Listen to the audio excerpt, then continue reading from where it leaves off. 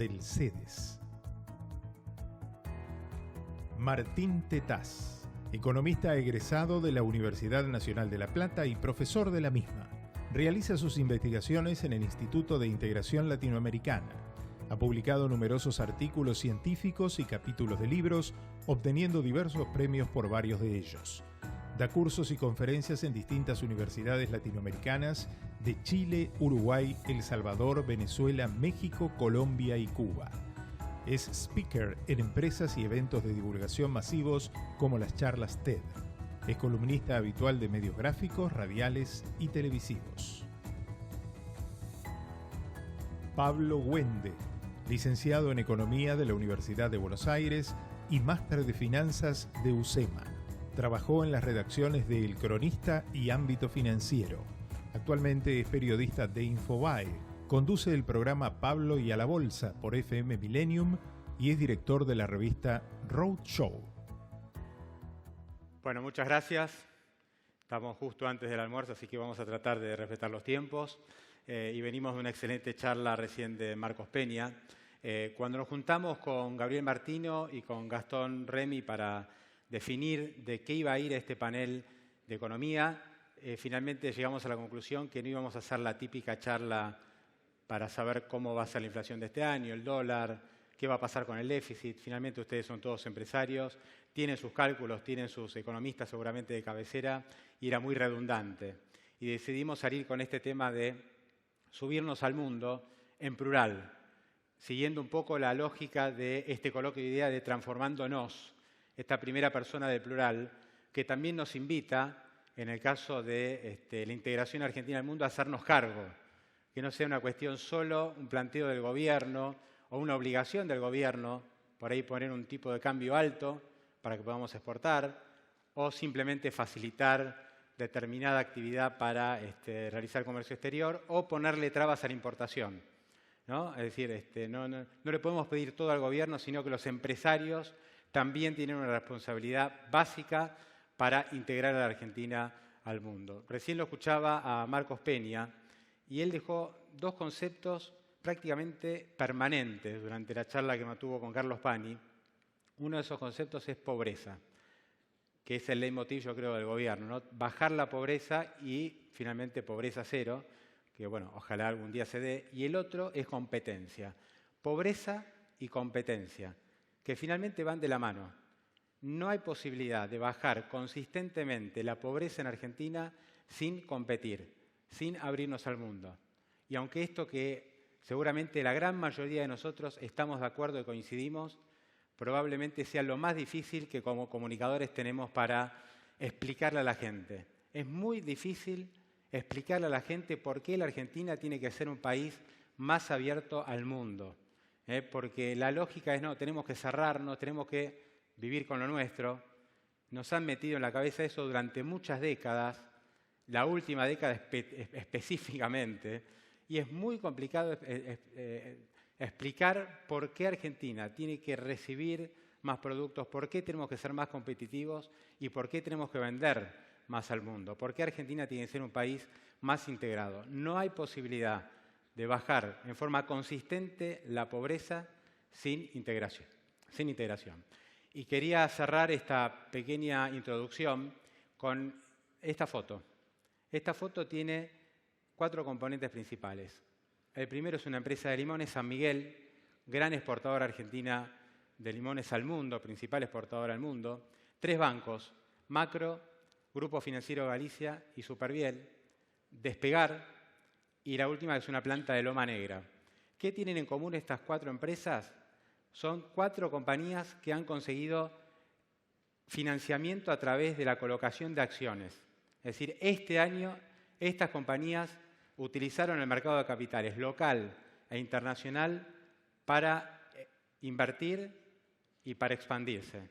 Yo creo que es un muy buen ejemplo de cómo la Argentina se puede integrar al mundo utilizando la herramienta del mercado de capitales, ¿no? Cada uno de esos ejemplos, una empresa del sector agroindustrial o agropecuario, empresas de servicios como son los bancos, una empresa como Despegar.com que hace base en la tecnología y una empresa típicamente industrial como Loma Negra. Son 4 ejemplos creo que muy interesantes para ver de qué manera Argentina puede enfrentar este gran desafío de integrarnos, y lo digo en plural, al mundo.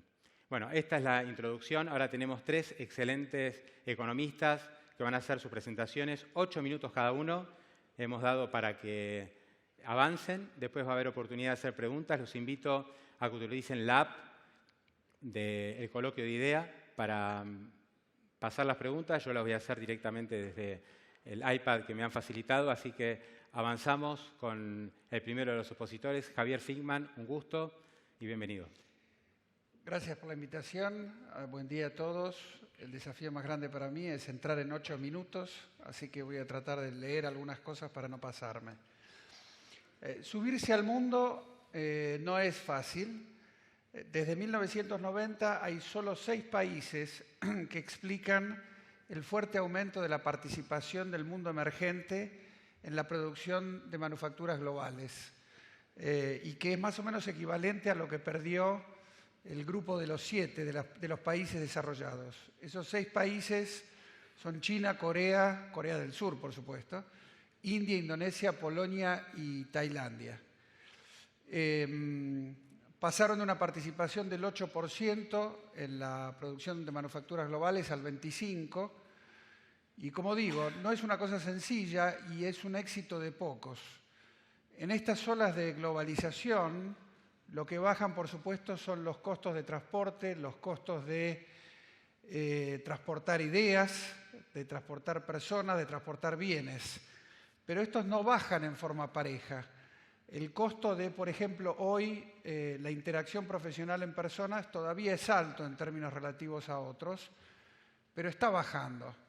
Y esto todo lo que hace es poner más presiones competitivas a los países y, por supuesto, a la gente en los países. Es en este contexto que quiero plantearles algunas preguntas acerca de la post-transición. Y llamo post-transición porque está de moda ahora hablar de la post-verdad.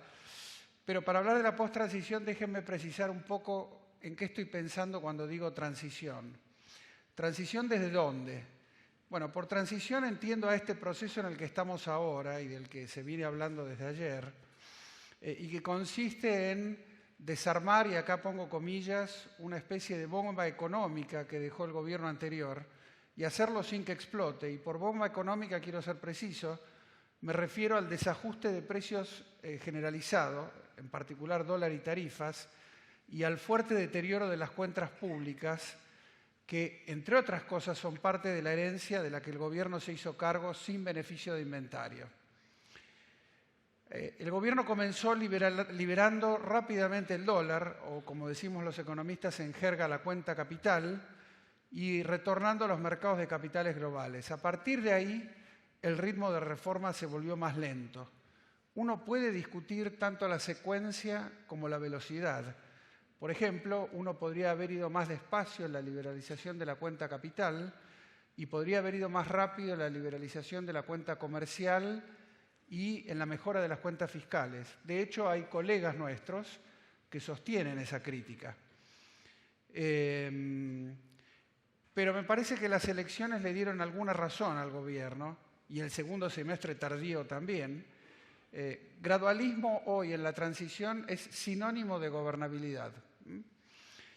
Entonces, ¿por qué tiene sentido plantear estas preguntas de la post-transición? Porque estas preguntas que se plantearon, yo creo, mal en la dicotomía shock versus gradualismo antes de la transición, van a reaparecer con alguna fuerza, me parece, en lo que yo llamo la post-transición, que es cuando pasemos este periodo de terminar de desactivar esta bomba económica.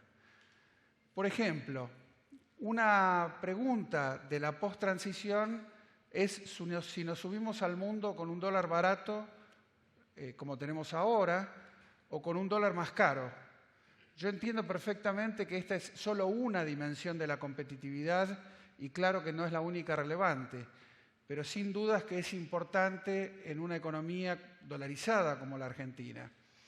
Acá déjenme hacer una aclaración importante. Cuando uno comenta en forma crítica o comenta o discute una política económica, entiendo que lo hago desde la tranquilidad de una oficina y no en la trinchera, que es donde están hoy nuestros colegas, y donde tienen que elegir entre si cortan el cable azul o el rojo, a ver si la bomba no explota, digamos, ¿no?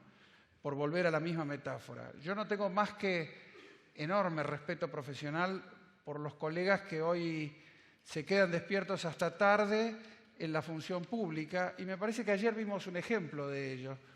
El equipo de la gobernadora Vidal es un buen ejemplo de lo difícil que es moverse entre el equilibrio presupuestario y el equilibrio social cuando uno tiene que tomar decisiones urgentes. Pero si uno mira la cuenta corriente hoy en Argentina, la cuenta corriente es nuestra balanza de bienes y servicios con el mundo, incluyendo los intereses de la deuda, está claro que se está deteriorando y se está deteriorando rápido. Y esta es una de las características típicas de las recuperaciones, de las estabilizaciones y las recuperaciones argentinas. Crecen mucho más rápido las importaciones que las exportaciones, en sentido amplio. Es este stop-go, esta parada y arranque, lo que caracteriza buena parte de nuestra historia económica reciente. Tanto así que hace unos días, por ejemplo, un exministro y una expresidenta compararon este proceso con el de los 90. No puedo estar más en desacuerdo con esa comparación y es importante que lo marque porque esto hace a las preguntas de la post-transición. Déjenme marcar 3 diferencias nada más entre este proceso y el de los 90. Uno, la red de protección social y la decisión política de no usar el empleo como variable de ajuste. Los 90 fue una experiencia de shock. Esta es una experiencia gradual, como ya todos dijimos varias veces. Número 2, la desdolarización de pasivos privados y la ausencia de descalce de monedas en el sistema bancario, que lo hace mucho más resiliente, frente sobre todo a una depreciación. Y tercero, y yo diría lo más importante, la flotación cambiaria.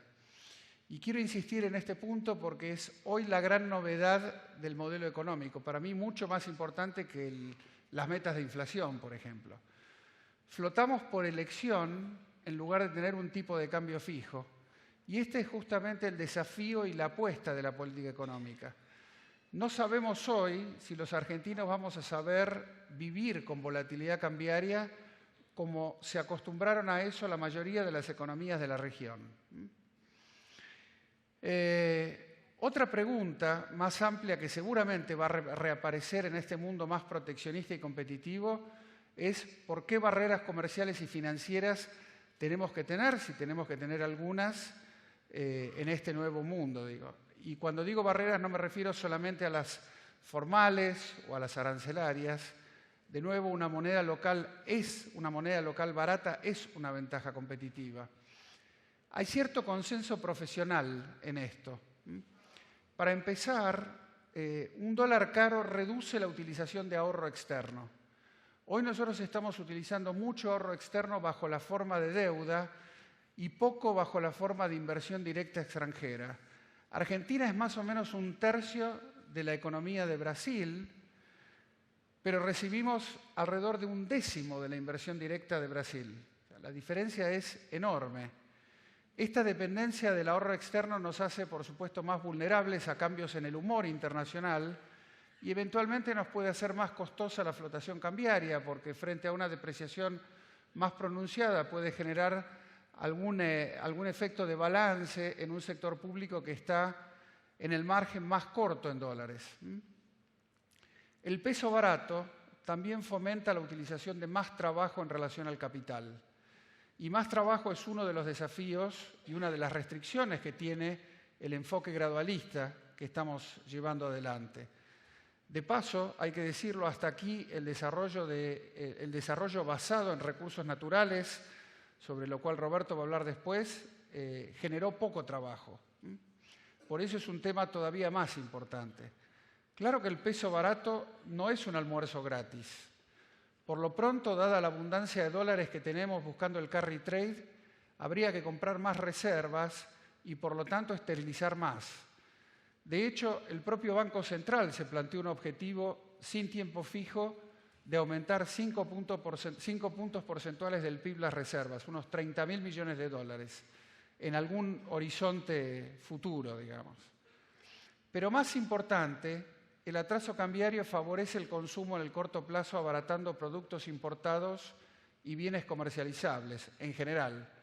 Entonces, una moneda más depreciada va a exigir más moderación salarial en el sentido estricto de salarios que no suban por arriba de la productividad. Y también va a exigir más de las empresas, va a exigir una fuerte reinversión de las ganancias empresariales. No tiene mucho sentido aumentar el ahorro interno para que éste se dolarice. Esta es justamente una de las bondades del dólar caro. Hace más caro dolarizarse. Moderación salarial y reinversión de las ganancias. El dólar caro demanda más a los actores sociales en el corto y en el mediano plazo. Exige algún acuerdo, pacto o contrato social, llámenlo como quieran. Exige mayorías y alianzas más profundas. Citando a un politólogo hace poco, hoy el gobierno arrasa con el 40% de los votos. Se necesita más para este tipo de apoyo a un modelo económico. Para terminar, ¿cómo saber si vamos en la dirección correcta? Sobre todo cuando nos asomemos a esta post-transición. Una respuesta sería, pregúntenle a su economista de cabecera, pero la verdad es que hay una mucho menos sofisticada. Les propongo que para evaluar esta post-transición miren dos indicadores. Uno, el crecimiento, que tiene que ser sostenido, pero sostenible, lo que significa no a tasas chinas y con poca volatilidad. Otro indicador son las importaciones, que si aumentan hoy no suben, quiere decir que nos estamos subiendo al mundo. Muchas gracias. Gracias, Javier. Martín, tu turno. Bienvenido. Bueno, gracias. Primero que nada, mientras ponen la presentación, a los organizadores, en particular a Gastón, a Sebastián Campanario, que sugirió mi nombre. Y bueno, el desafío central es cómo nos insertamos en el mundo, y yo quiero hacer una presentación poco convencional, basada en un par de metáforas y en algunas preguntas que quiero dejar planteadas para todos en los 7 minutos que me quedan.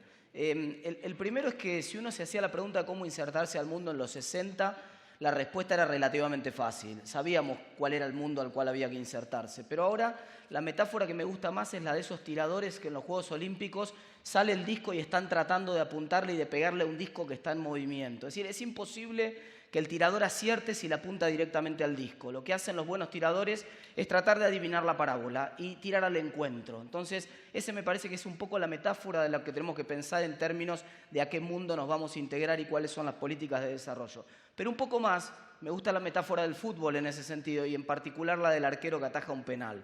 Esa es la foto de Goico en el Mundial del 90. El éxito de Goico es que él tenía que adivinar a dónde iba la pelota primero. Es decir, no había un solo destino posible del desarrollo en el mundo de la disrupción, en un mundo de cambios tan importantes. Hay múltiples escenarios posibles. No sabemos a ciencia cierta cuál de los escenarios vamos, pero necesitamos herramientas para empezar a pensar cómo puede ser ese mundo posible. Y en el marco de esas herramientas, yo quiero proponer preguntas, pero lo quiero proponer apoyándome en dos personas. Algunos de ustedes lo conocen, al señor del traje medio raro que aparece ahí. El otro se llama Jorge Lanata.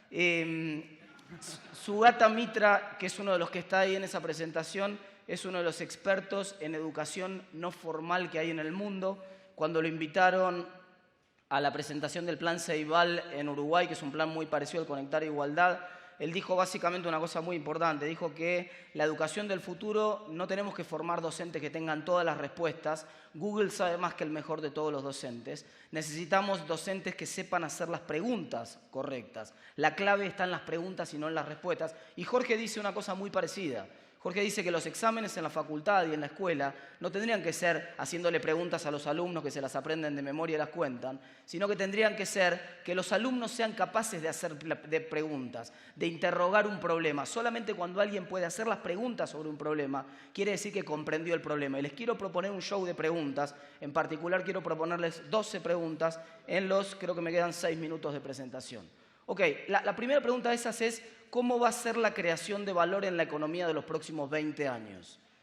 Todas esas empresas que están ahí están creando valor de una manera bastante poco convencional. Están creando valor con costo marginal cero. No tienen que fabricar un nuevo producto cada vez que aparece una nueva orden, lo fabrican una sola vez. Todas están basadas en el conocimiento, todas se producen descentralizadamente. Todas esas empresas de ahí pesan más que el PBI de Argentina.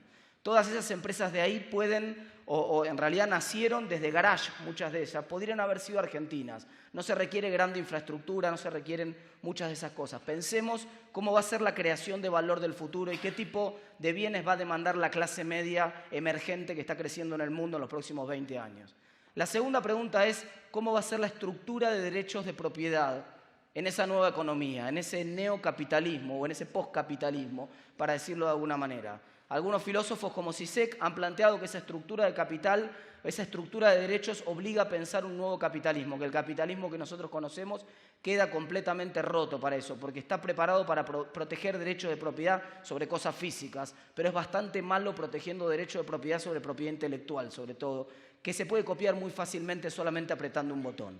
La tercera pregunta es, ¿qué impacto va a producir la descentralización de la producción que va a implicar las impresoras 3D? Hasta ahora la producción se hacía masivamente en industrias y vamos a un mundo donde el que quiera ese par de zapatos se lo va a poder fabricar en el living de su casa y no estamos muy lejos de ese mundo, ya está ese mundo entre nosotros. Por ahora es muy caro, pero se está abaratando a una velocidad tal que probablemente la industria tradicional, tal y como la conocemos, que producía en serie, no exista más en los próximos 15 o 20 años y la gente empieza a producir este tipo de cosas. Pero alguien va a tener que hacer los diseños de esos zapatos. Alguien va a tener que comercializar los derechos de propiedad del que haga los diseños de ese zapato. Alguien va a tener que venderle productos financieros para que el que se hizo millonario fabricando esos zapatos sepa cómo invertirlos. Tenemos que empezar a pensar una nueva economía para un mundo que va a ser completamente distinto al que tenemos en mente. ¿Cómo van a ser las relaciones laborales? Este tema está en la atmósfera de IDEA.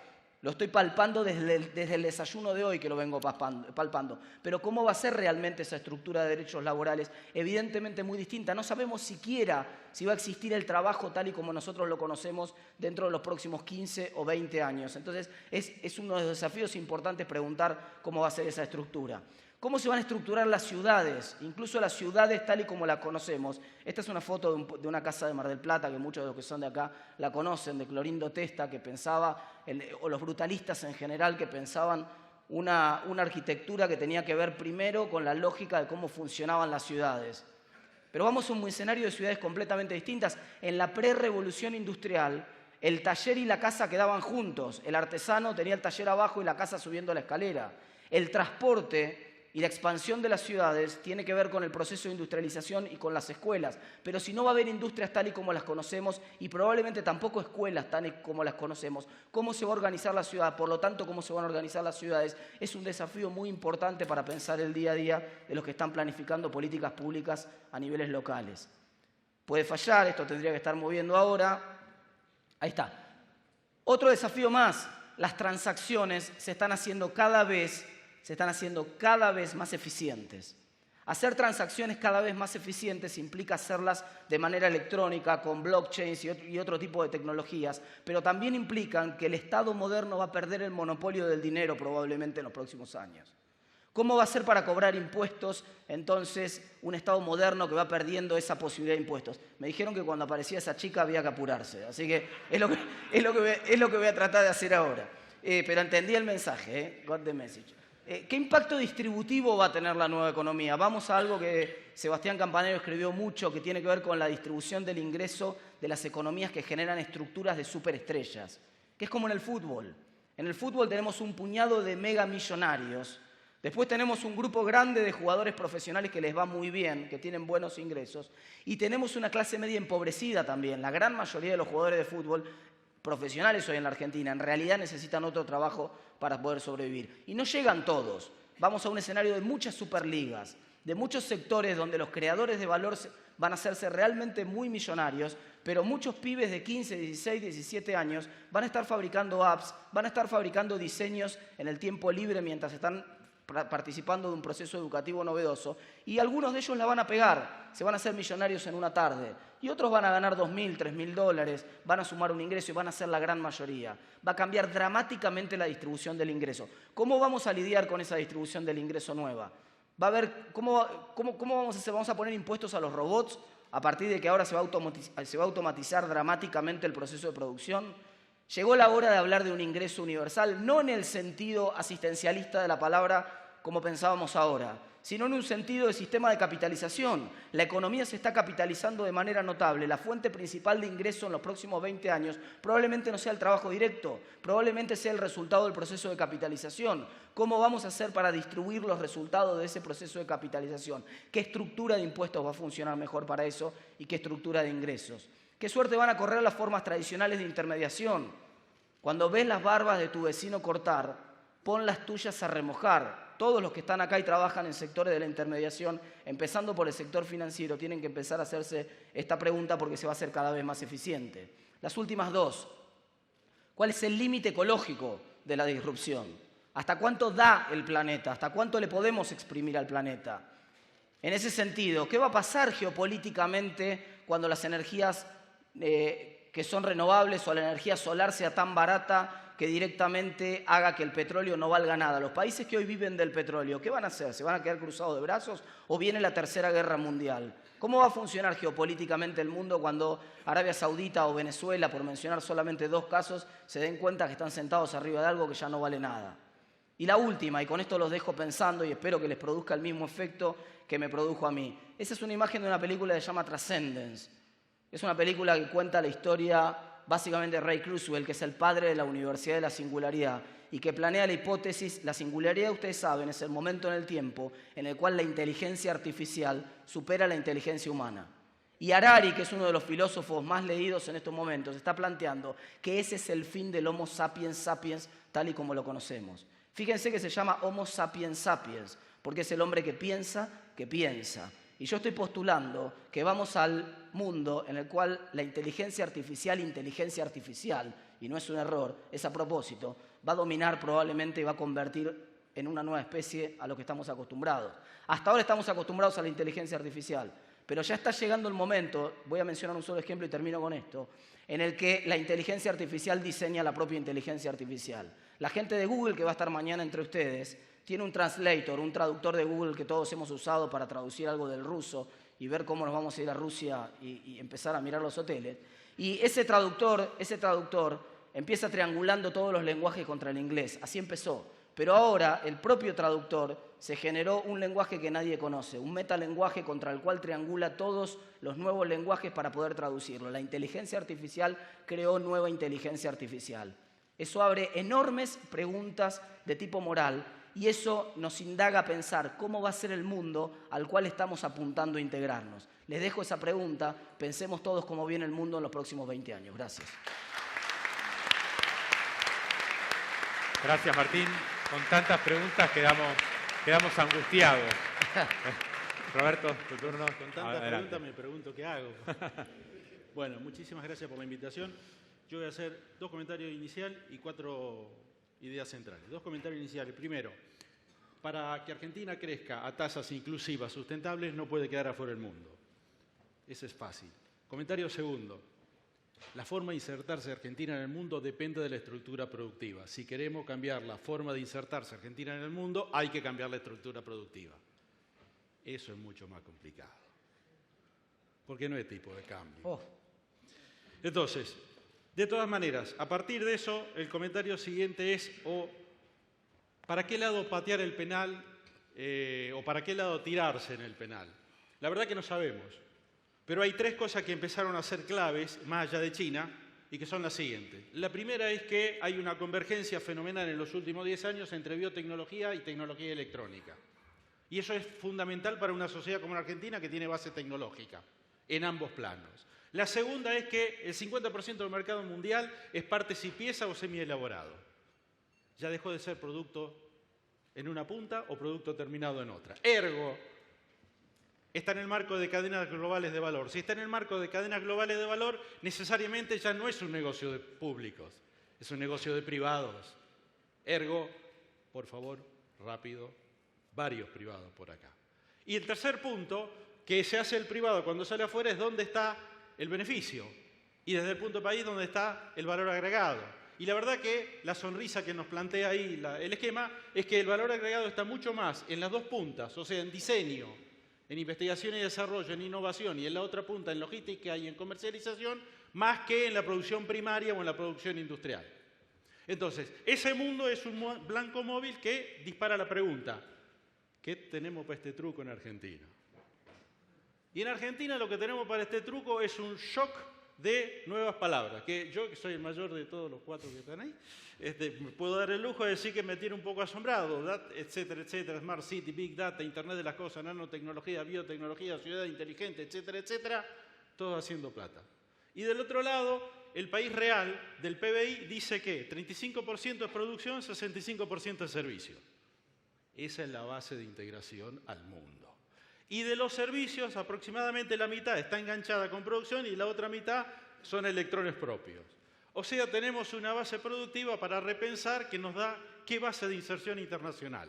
Nos da 5 o 6 productos claves y 10 productos de importación. O sea, somos lo que somos. Y estamos donde estamos porque somos lo que somos. Entonces, la pregunta a futuro es, ¿cómo repensar esos 5 o 6 pequeñas naves que están en exportación y esa decena de importación en una flota a futuro? Entonces, la pregunta que sigue es, ¿cómo armar la flota a futuro? ¿Y cuáles son las naves insignias? Yo propongo una, un poco volada, debe ser el hambre. Que es, ¿por qué Argentina? La Argentina de mi abuelo, que vino de Suiza y de Piamonte, era granero del mundo. ¿Por qué no pensamos en una Argentina biofábrica global? Es mucho más que lo primario y el empleo de Javier. Es una utopía a medio realizar. Yo voy por Córdoba y le pregunto a un gaucho, ¿a qué te dedicas? Dice, yo gestiono fotosíntesis. Es un gaucho 3.0. Usa la mejor biotecnología del mundo, genera mucho más empleo indirecto del que pensábamos y está pensando en su modelo de negocio que tiene. Por un lado, alimentos funcionales y no quiere perder absolutamente nada, probióticos, nutracéuticos, diferenciados y demás. Y del otro lado ya entre un 6 y un 7% de su modelo de ingreso es bioenergía. O sea, agro dejó de ser sinónimo de alimento y empezó a ser sinónimo de bioenergía. Y además aparecen en el mundo, particularmente en Alemania, un pedacito en Brasil y básicamente en Estados Unidos, la idea de usar monómeros y polímeros. ¿Escucharon bien? Monómeros y polímeros que provienen de la naturaleza y que son materia prima para la química verde que se viene. ¿Por qué no soñar eso? Y pensar que ese es el driver posible de la Argentina. ¿Alcanza con eso? Eso hasta ahora el imaginario colectivo dice no alcanza. La verdad es que es probable que aún desarrollando la segunda parte de la Femina tampoco alcance, pero junto con otros drivers nos permiten un país de sueños y de semi-utopía cumplida mucho más sensato. Obvio, cuidado, bacterias trabajando. A lo que decía Martín, los derechos de propiedad están a la orden del día, ahora sobre seres vivos. Va más allá que la benemérita ley de semilla en curso. Si alcanza con esto o no, nos va a obligar a un trabajo de orfebre, público-privado, para armar un nuevo esquema Forexport. 2 esquemas finales, o 2 preguntas finales. ¿Cómo hacer esto? Si a mí me preguntaban cuando yo tenía 25 años y salía de la facultad, yo hubiese dicho Gran Plan Nacional de Desarrollo. Pero como ahora el objetivo es móvil, más que el viejo mapa, debemos ir a un mecanismo de GPS flexible, de generación de estrategia público-privado con mucha más participación de entidades intermedias, como esta, donde se pueda discutir y acordar entre funcionarios públicos, privados, etcétera, etcétera, con un sentido que aúne tanto negocios como bien público. Empiezo a caminar en el borde. ¿Con qué marco regulatorio y promocional? La verdad que cuando estudiamos y damos clase en la facultad y contamos el marco promocional de la Argentina, es una sumatoria de leyes de promoción desde más o menos 1950 a la fecha.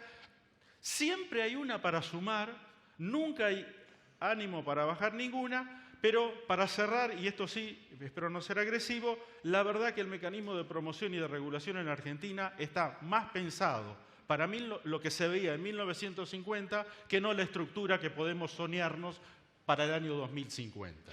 Y ahí termino y voy cerrando con esto, con la idea de lo que decía, por eso el mensaje final, de Einstein. Locura es hacer una misma cosa otra vez esperando obtener resultados diferentes. Si no pegamos el volantazo, como se están pegando en distintos ámbitos de la vida nacional, es posible que nos quedemos muy atados a la estructura productiva del pasado.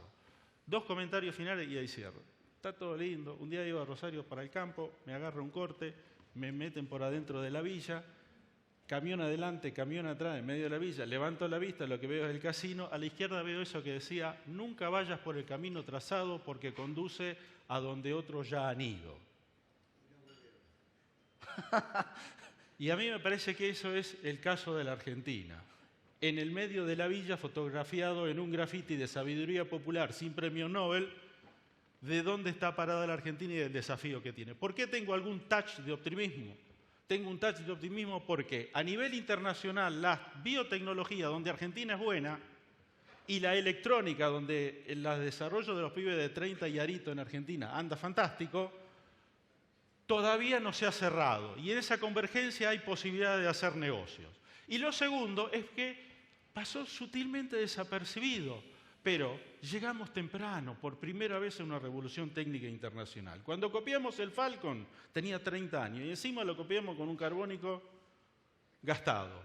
Pero ahora, los pibes que hacen, los millennials que están haciendo las nuevas tecnologías y particularmente, no solo en programación, en electrónica, sino también en biotecnología y la aplicación a casos concretos, estos tienen un leve rezago. Yo diría que a mano alzada y cada uno tiene en la cabeza su propio mapa, hay unas 15 o 20 actividades en Argentina que están palo y palo cerca del palo internacional, con lo cual yo diría, cierro la charla con algún levísimo toque de optimismo. Muchas gracias. Gracias, Roberto. Nos quedan 2 minutos nada más.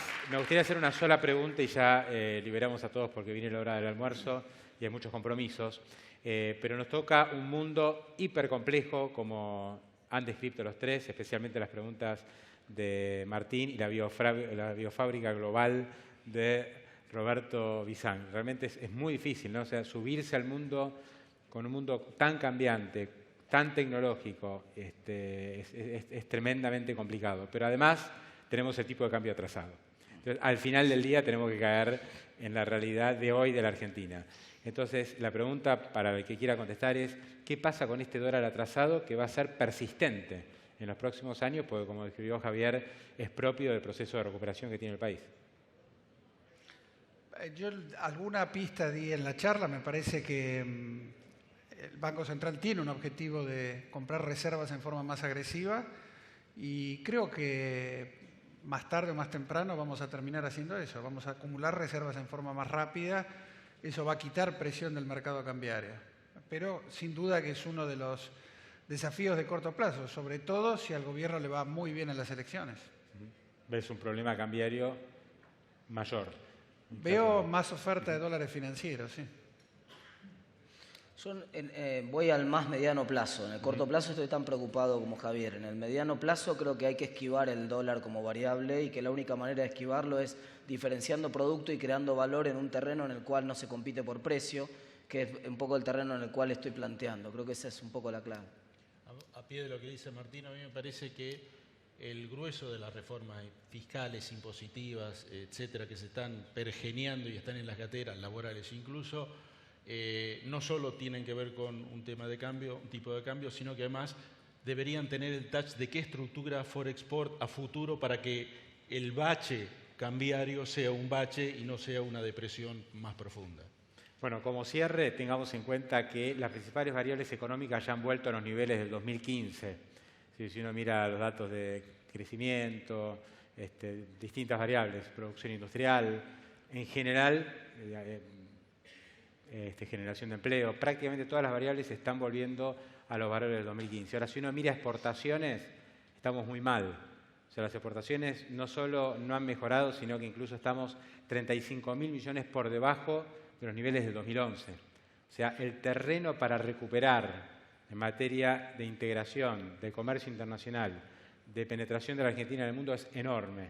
Yo creo que es uno de los grandes desafíos, por eso la elección de este panel. Les quiero agradecer a los tres Realmente han sido interesantísimas las charlas y bueno, seguramente este tema va a estar presente durante estos 2 días de coloquio. Gracias, un gusto. Muchas gracias a los panelistas. Vamos a tener el almuerzo libre. Los que quieran, los que estén interesados, en el Auditorio Victoria Ocampo, en el primer piso, se realizará la presentación de la encuesta de expectativa de ejecutivos a cargo de Eduardo D'Alessio y Dante Sica.